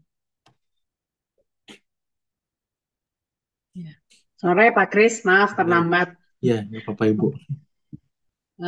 Pak Kris, saya mau tanya, gimana ya sikap hati kita kan tadi kita beriman mengenai sesuatu misalnya ya. Nah kan saya usahanya kan toko. Nah terus kan waktu minggu kemarin tuh Pak Kris sempat menyinggung bahwa ada apa ya, ada musim-musimnya gitu. Jadi misalnya kayak gini, saya kan tokonya itu kayak toko ada macam-macam lah ya di toko itu. Nah salah satunya itu misalnya buat ini pernikahan. Nah, kalau di Jawa Barat itu kan ada momen bulan-bulan tertentu yang orang-orang itu pada nikah gitu, menikahkan, nah gitu kan. Nah, di bulan itu tuh memang rame gitu. Terus kalau misalnya kayak 17 Agustus, nah kan saya jual pernak-pernik bendera, pokoknya kayak seperti itu rame gitu kan. Nah, tapi ada di bulan-bulan tertentu yang nggak ada, misalnya tuh nggak ada event-event kayak 17-an, nggak ada pernikahan, otomatis kan sepertinya tuh kok Tuhan Yesus kok toko tuh omsetnya kurang gitu kan, kok begini begitu. Tapi kan di dalam hati saya itu kan musimnya itu bukan musim barang-barang saya gitu untuk yang dijual di toko itu. Nah, gimana membangun iman kita bahwa memang Tuhan itu akan terus menyertai kita, dan kan Tuhan Yesus menyertai kita di setiap musim ya Pak Kris. Ya. Cuman kan di saat-saat omset kita turun gitu kan, kita sebagai pengusaha gitu kan mikir nih, waduh kalau tokonya sepi kan cara gaji pegawainya gimana. Tapi kan maksudnya gini Pak Kris, saya gimana yang ngomongnya. Jadi maksudnya bentrok gitu Pak Kris antara iman dan memang di musim itu tuh nggak lagi musim gitu. Nah itu gimana ya Pak Kris? Ini menarik ya. Saya Tuhan ingatkan tentang kejadian yang baru-baru ini terjadi. Saya tuh lucu gitu ya. Bulan lalu itu saya tuh bersyukur sama Tuhan. Puji Tuhan. Ya, ada sekitar 2 klien yang hold gitu loh. 2 klien yang hold. Puji Tuhan ya, kenapa? Saya bisa istirahat gitu loh. Kan saya lagi padat sekali saya rasa gitu ya. Jadi wah puji Tuhan nih, mereka minta hold 1 bulan gitu ya. Jadi 1 bulan nggak jalan dulu. Bahkan ada klien-klien yang mau masuk itu, saya saya berdoa tuh sama Tuhan, Tuhan, saya lagi padat nih gitu loh. Ini gimana ya Tuhan ya? Gitu. Ada klien-klien yang mau masuk tuh, saya ada satu yang apa namanya, nyampe sekarang setiap kita mau teleponan tuh nggak jadi-jadi terus gitu, nggak jadi-jadi terus, entah saya yang lagi meeting atau dia yang lagi meeting, selalu begitu. Ketika saya kabarin saya sudah selesai meeting, dia lagi meeting, selalu nggak ketemu gitu, selalu nggak ketemu. Saya bilang sama teman-teman saya, lagi padat sekali, saya lagi capek, saya bisa nggak istirahat sebentar gitu loh ya. Eh, saya bersyukur Tuhan kasih istirahat saya 1 bulan tuh ya, agak agak ini sedikit apa namanya, agak agak lega dikit secara ini ya, secara pekerjaan gitu. Ya meskipun secara padatnya ya sama aja pelayanan, tapi ya untuk pekerjaan itu agak lega dikit selama 1 bulan kemarin tepatnya, gitu ya. Nah, itu Tuhan ingatin tentang itu yang pertama. Yang kedua, ibu harus punya iman terkait dengan yang ini, ibu. Simon Petrus menjala ikan. Itu bukan dalam musim yang tepat, bukan dalam waktu yang tepat, bukan dalam jam yang tepat, bukan dalam situasi yang tepat. Tapi mereka percaya dengan Yesus yang memimpin. Dan ketika mereka percaya dengan Yesus yang memimpin, ada ikan-ikan yang banyak, yang bahkan membuat jaringnya itu koyak, gitu. Yang membuat jaringnya itu koyak. Nah, bahkan keadaan itu membuat mereka minta bantuan teman-temannya.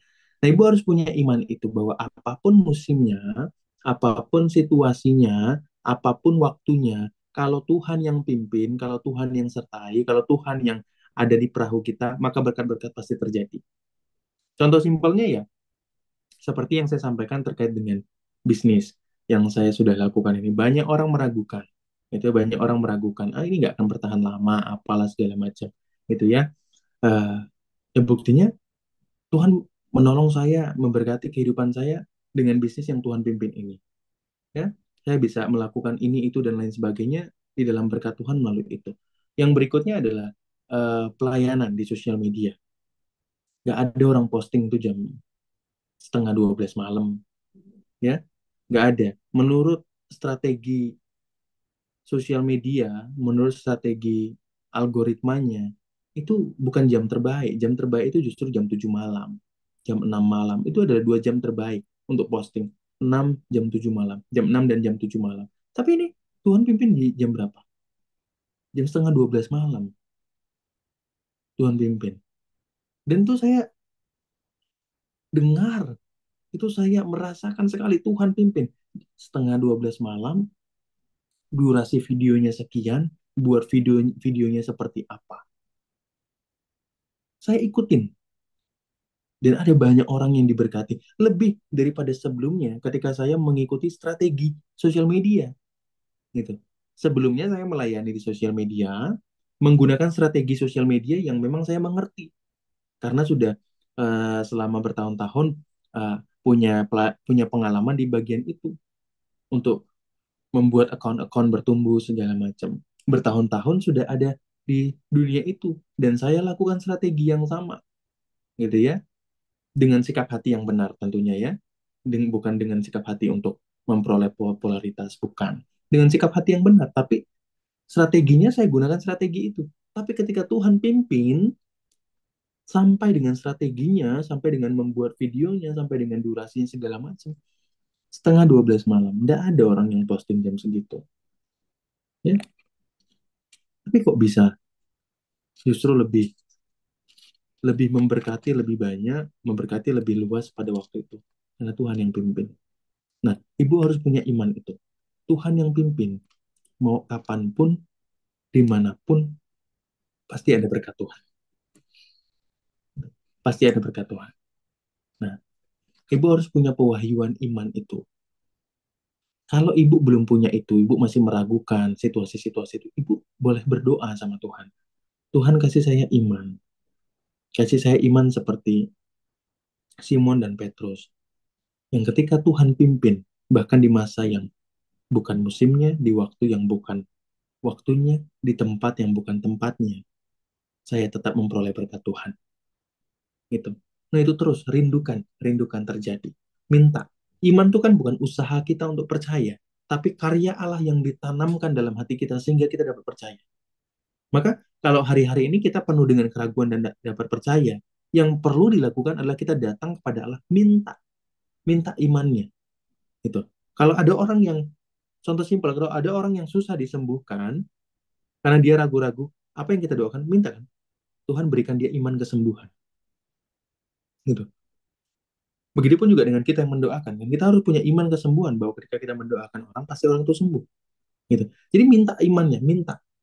Iman itu bukanlah usaha manusia untuk percaya, tapi bukan. Tapi adalah respon terhadap apa yang Allah tanamkan dalam hati kita. Maka kita dapat percaya. Baru berkata-kata, baru bertindak. Gitu ya. Nah, mudah-mudahan itu sederhana dapat dipahami dengan baik dan dilakukan, Ibu. Bagaimana, Bu Marlin? Ya, mengerti Pak. Makasih banyak. Ya, sama-sama Ibu. Ya.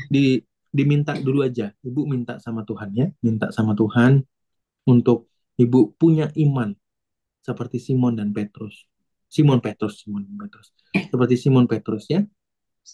Punya iman yang apapun waktunya, apapun situasinya, apapun musimnya. Kalau Tuhan Yesus yang pimpin di perahunya, ada berkat-berkatnya.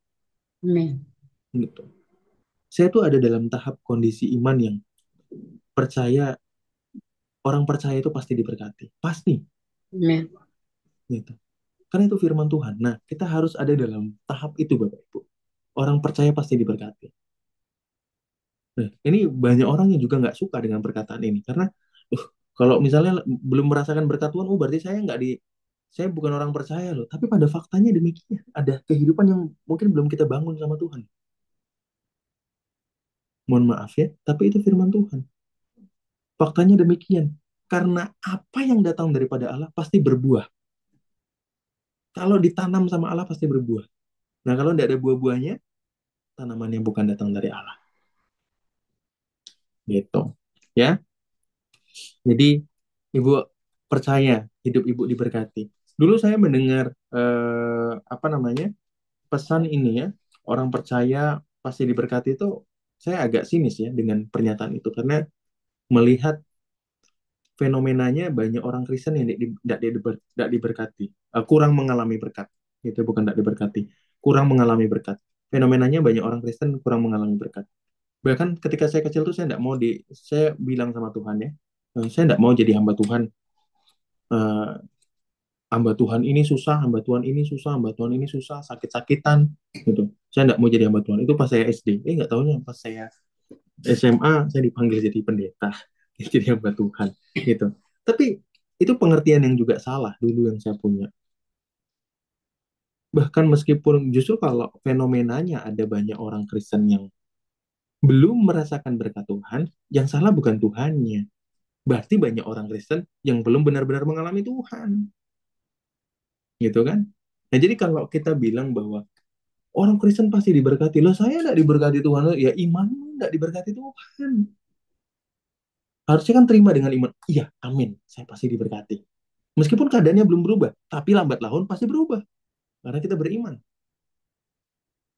Tapi banyak orang tuh justru sinis dengan iman yang seperti ini. Bapak Ibu coba baca Alkitab dari Kejadian sampai dengan Kitab Wahyu. Tidak ada satupun orang percaya yang benar-benar hidupnya di hadapan Tuhan itu dibiarkan tidak mengalami berkat Tuhan. Tidak ada. Di sini dikatakan kan yang tadi ayat kita baca. Dahulu aku muda, sekarang menjadi tua, tetapi tidak pernah kulihat orang benar ditinggalkan atau anak cucunya meminta-minta roti. Ya kan? Ayat yang kita baca tadi loh.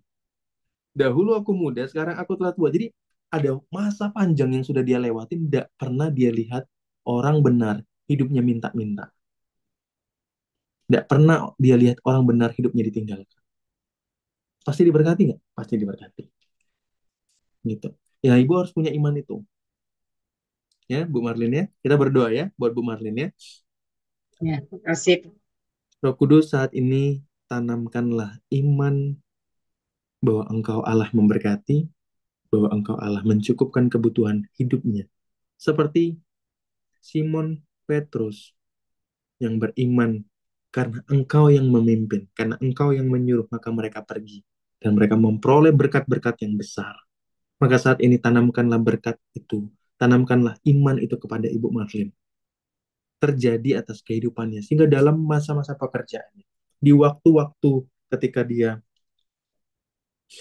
di waktu-waktu yang tidak baik, di waktu-waktu yang kurang musim, tapi engkau tetap menyertai dengan berkat-berkat yang penuh dengan limpah dalam kehidupannya. Roh Kudus saat ini berkatilah Ibu Marlin dalam segala pekerjaannya, dalam usahanya, toko yang saat ini ia buka. Roh Kudus yang pimpin pekerjaannya. Sehingga melalui tokonya ini, melalui pekerjaannya, ada berkat-berkat Allah yang tercurah dengan dahsyat. Orang-orang melihat bahwa ada pimpinan Tuhan yang besar di dalam pekerjaannya ini. Saat ini kami berkati Ibu Marlin. Di dalam nama Tuhan Yesus, kemurahan Allah yang besar mengalir. Dalam nama Yesus. Amin. Ya, puji Tuhan. Tuhan berkati, Bu. Ya, makasih Pak Kris. Sama-sama. Semangat ya, Bu ya. Imannya jangan loyo ya, harus Amin. kuat. Imannya harus kuat. Ya. Makasih. Saya tuh suka sekali pakai ilustrasi pencuri itu, karena itu ilustrasi yang paling dekat dengan yang terjadi dalam kehidupan orang percaya. Kalau ada pencuri datang ke rumah tuh, jangan loyo, jangan sedih, jangan lemes, gitu ya. Marah. Kalau ada pencuri datang tuh marah, kejar dia, hancurkan dia. Itu kan. Itu saya suka sekali ilustrasi yang Tuhan kasih tentang pencuri itu. Itu karena sangat relate sekali. Jadi jangan loyo ya. Kalau ada hal-hal yang dicuri dalam kehidupan orang percaya di tempat ini, jangan ada yang loyo, jangan ada yang lemah, harus bangkit, harus kuat, kejar pencurinya, hancurkan. Kita sudah punya kuasa kan untuk berperang, sudah punya kuasa semuanya untuk berperang mengalahkan pencuri, ya. Ini kalau pencurinya kemudian eh, menyerang balik, ya itu memang dalam peperangan kan dia pasti punya senjata, kita pakai senjata. Nah, senjata kita harus lebih tajam, ya. Senjata kita harus lebih kuat, ya. Jadi doanya harus lebih kencang, doanya harus lebih kuat, ya, supaya iblis-iblis yang mencuri itu dikalahkan. Ya, jangan kalah, jangan kalah, jangan kalah. Ya, puji Tuhan. Kita tutup pertemuan kita pada sore hari ini ya, sama-sama kita datang kepada Tuhan dalam doa. Roh Kudus, kami mengucap syukur buat anugerah Allah yang memimpin, menyertai, melawat pertemuan ini. Ada banyak hal Tuhan sudah kerjakan dalam pekerjaan kami, pelayanan kami, kehidupan kami, finansial kami. Saat ini hamba berkati buat setiap orang-orang di tempat ini dalam pekerjaannya masing-masing, dalam pergumulan finansialnya. Aku berkati saat ini di dalam nama Tuhan Yesus, biar kemurahan Allah, berkat-berkat Allah mengalir atas seluruh bisnis pekerjaan yang dikerjakan. Saat ini semua kutuk nenek moyang, kutuk kemiskinan, kutuk leluhur saat ini patah. Dalam nama Yesus, kutuk kemelaratan saat ini patah, hancur. Semua belalang pelalahap saat ini hancur di dalam nama Tuhan Yesus Kristus. Semua roh-roh yang berusaha untuk mengambil berkat-berkat dari anak-anak Tuhan, yang mencuri berkat-berkat dari anak-anak Tuhan. Saat ini aku patahkan, aku hancurkan, aku usir itu semua dalam nama Yesus tidak berkuasa. Saat ini dalam limpah syukur, dalam belas kasihan Allah, berkat-berkat itu ditarik buat kehidupan setiap kami di tempat ini. Roh Kudus sendiri yang menarik berkat-berkat itu berdatangan secara limpah dalam kehidupan setiap kami. Dalam nama Tuhan Yesus, dalam nama Yesus, kami mengucap syukur Tuhan buat anugerah-Mu, dan saat ini kami terima berkat daripada Allah, kami terima berkat daripada Allah Bapa, kami terima berkat daripada Allah Yesus, kami terima berkat daripada Allah Roh Kudus. Biarlah cinta kasih daripada Engkau, pertolongan daripada Yesus, dan juga terus penghiburan daripada Roh Kudus mengiring setiap kehidupan kami, sehingga setiap langkah kaki kami, perbuatan tangan kami dibuat berhasil oleh karena nama Tuhan. Dan biarlah segala berkat yang ada dalam sorga yang terkandung dalam nama Kristus Yesus terjadi, tergenapi dalam kehidupan kami, seperti hamba-Mu Ishak yang menabur benih dan menuai ratusan kali lipat, seperti hamba-Mu Abraham, Ayub mengalami kelimpahan bagi bangsa-bangsa. Demikian berkat yang sama dilimpahkan di dalam setiap kehidupan kami. Di dalam nama Yesus, di dalam nama Yesus. Haleluya. Amin. Puji nama Tuhan. Memberkati semua. Amin. Thank you, Shalom. Chris. Makasih.